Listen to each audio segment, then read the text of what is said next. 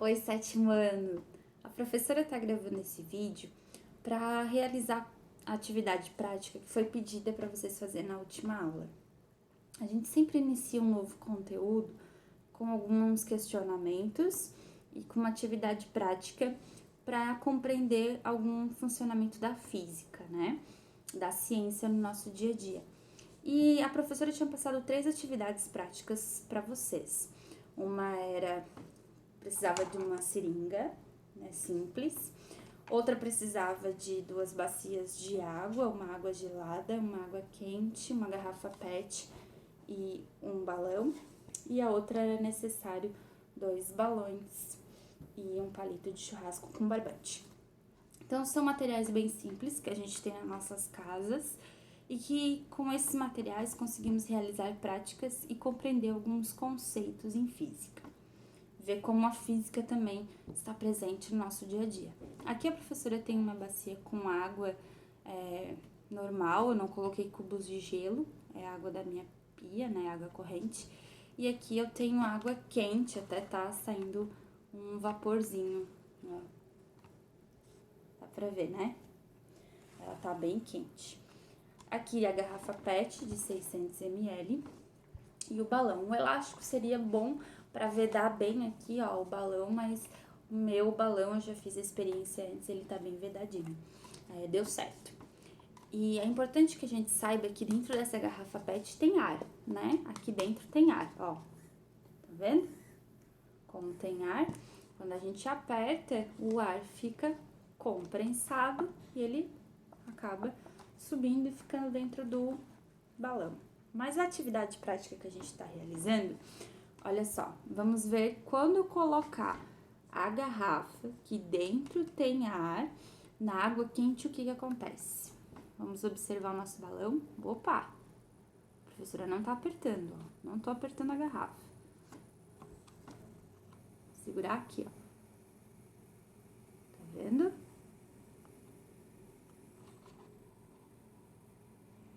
O balão ele tá enchendo, né?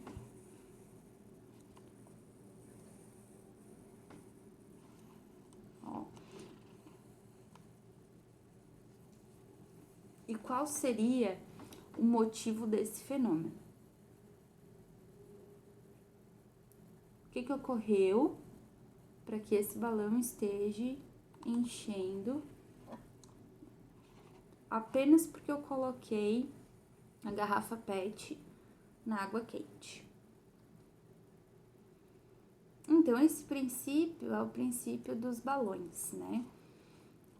Dos balões que possuem gás hélio. Então, nós aprendemos aqui que o ar que está dentro da garrafa PET, com o calor da água, ele fica menos denso e acaba subindo. E nesse caso, é porque as moléculas que a gente já aprendeu, né? As moléculas da água, elas ficam mais dispersas. Então, tudo isso ocorre junto com o gás oxigênio, com o gás nitrogênio, né? E ele fica menos denso, portanto, ele vai subir. O ar menos denso sobe, o vapor da água também, né? Quanto maior aumento de temperatura, mais as moléculas da água se afastam. E como o nosso ar atmosférico também tem a presença de vapor de água, tudo isso ocorre. Quando a gente retira, então, essa garrafa da água quente, coloca numa água mais gelada, que o ideal seria que tivesse a água, olha só o que acontece. O ideal seria que tivesse água com gelo aqui, né? Mas a professora apenas colocou água da pia e mesmo assim o meu balão murchou. Isso ocorre por quê? Do modo que a temperatura mais alta faz com que as moléculas do ar e o ar em si fique menos denso e suba, a temperatura mais baixa vai fazer com que esse ar fique mais denso e desça, tá? Então, esse princípio a gente já aprendeu na geladeira, quando a gente estudou a geladeira, né? A gente aprendeu que o ar, ele fica com a temperatura mais alta, menos denso, sobe, e depois, né, a gente aprendeu, né, que ele se resfria e acaba descendo, porque a baixa temperatura. A gente aprendeu esse movimento de convecção também, que seria o movimento para aquecer a água de uma panela, que é a mesma ideia, só que daí não com ar atmosférico, mas com as moléculas da água. As moléculas da água, ao aumentar sua temperatura, elas ficam menos densas, por isso sobem, e aquelas moléculas da água que estavam na superfície, elas ficam mais densas e descem, né? Então, a gente tem esse movimento circulatório, movimento de convecção, que ocorre, que é um movimento de densidade, né? Ele envolve a densidade do material, certo? Depois nós temos aqui uma outra prática muito simples, que é para mostrar a propriedade do ar. E aqui nós temos uma seringa de remédio, daquelas caseiras, né? E a gente pode encher essa seringa de ar, puxando para trás. E enchemos ela de ar aqui dentro. E agora a gente vai mostrar, com uma simples experiência, que o ar, né, as moléculas de ar aqui dentro, elas estão distantes uma das outras. Então, a gente vai compactá-las. E é uma propriedade do ar. O ar pode ser comprimido, olha, vejam. Vamos deixar as moléculas bem próximas uma das outras. Bem próximas, bem próximas. Ó. Chega nesse ponto, por mais que eu faça força, eu não consigo levar mais pra frente. Por que eu não consigo? Porque todo aquele espaço ali agora está preenchido de moléculas e elas estão bem unidas. O ar aqui está compactado. É uma propriedade do ar, né, de ser comprensado. Ó, olha como tem ar. Fazendo barulhinho? Então, é uma propriedade que o ar tem de ser comprensado. Eu acho que tá vazando alguma coisa aqui. Vamos lá, próxima. A próxima prática, ela quer mostrar uma outra propriedade do ar, que é o ar ter massa. Como que a gente pode mostrar, com uma simples atividade prática, que o ar tem massa? Bem, eu não tinha palito de churrasco, então eu peguei um gravetinho aqui em casa e amarrei nas duas pontas, com apenas um nó, um balão cheio de ar e um balão vazio. E com essa atividade prática, segurando apenas aqui, ó, pelo barbante, eu consigo mostrar para vocês que o ar tem massa. Veja.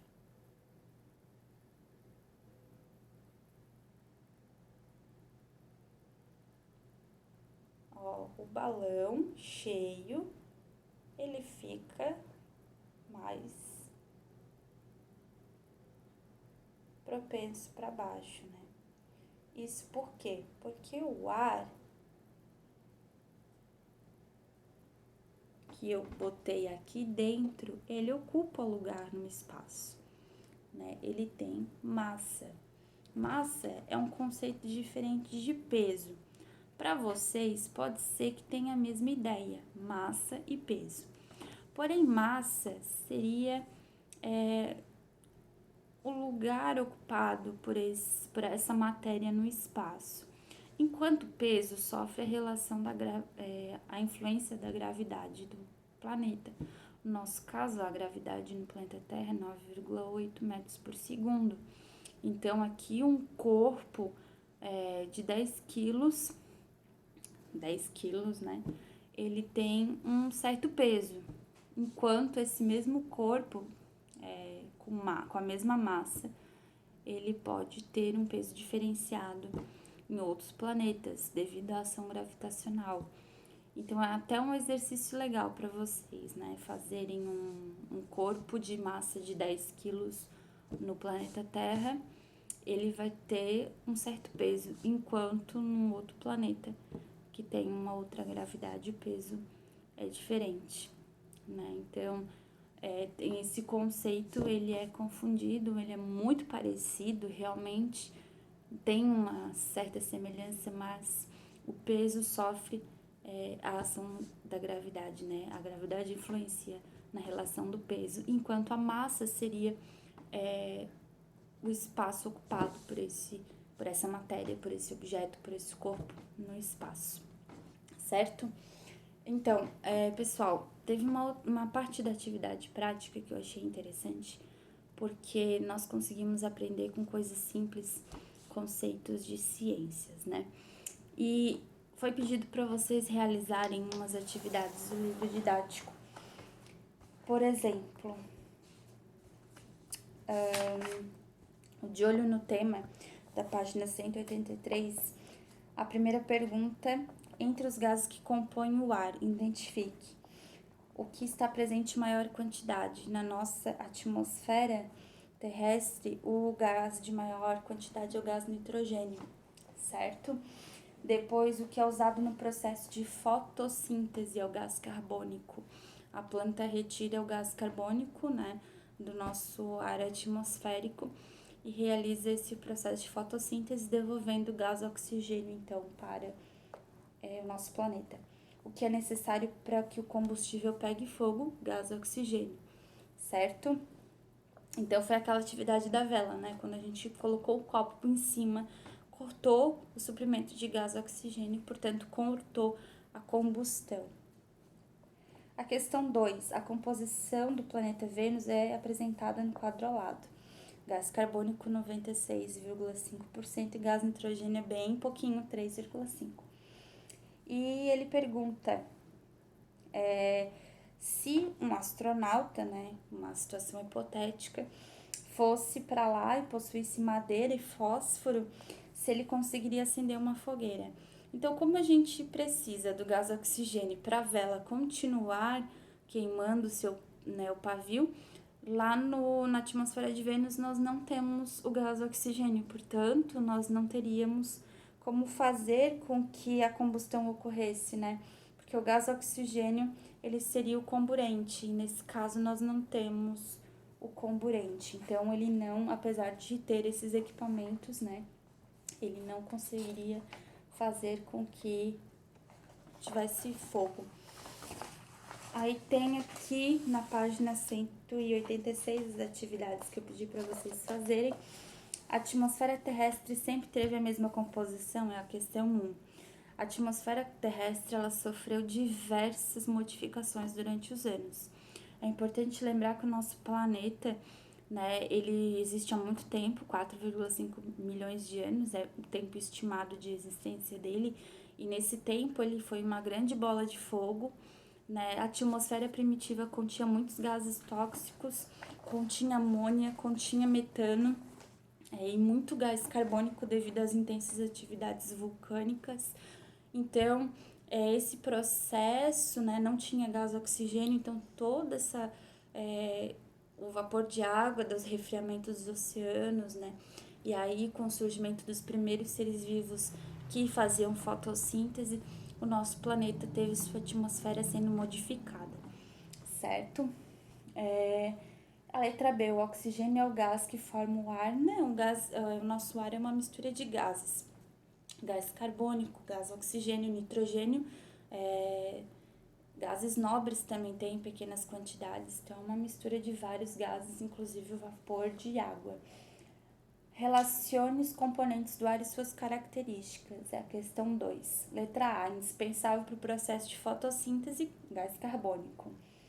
Letra B, indispensável para a respiração da maioria dos seres vivos e para a combustão, gás e oxigênio. É o gás que a gente respira, a gente não respira oxigênio, é gás e oxigênio, são dois átomos de oxigênios ligados para formar essa molécula, tá? Questão C. Está envolvido na regulação do clima por meio da formação de nuvens. Vapor de água, né, gente?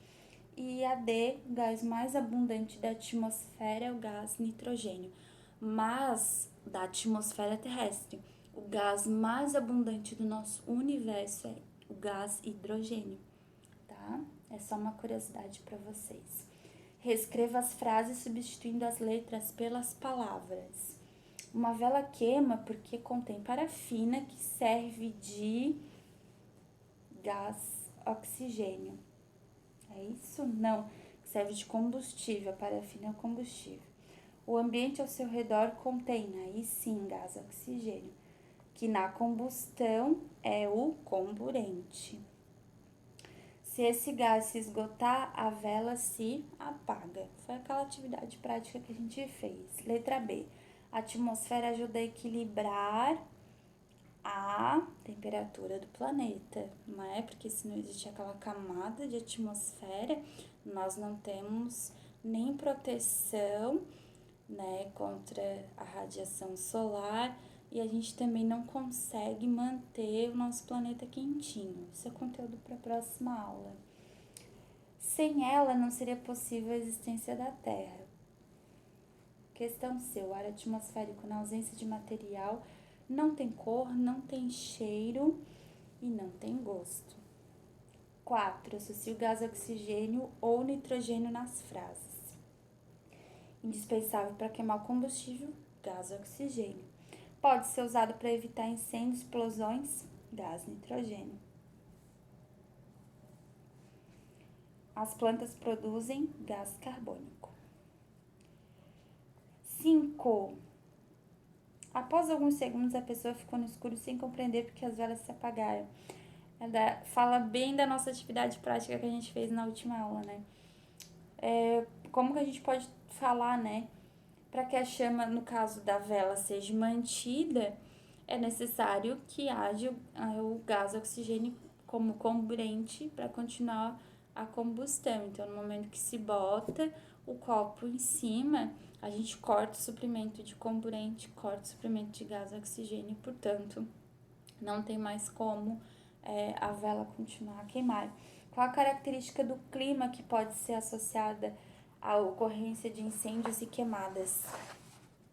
A baixa umidade do ar, que seria, em alguns períodos, né, a gente tem um pouco menos de evaporação das gotículas de água, então tem poucas chuvas e isso contribui para a baixa umidade do ar.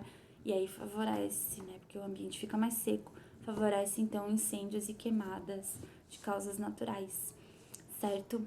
Pessoal, hoje é só correção. Próxima aula a gente vai estudar um pouquinho mais sobre o ar, sobre a nossa atmosfera e sua importância. Um beijo para vocês.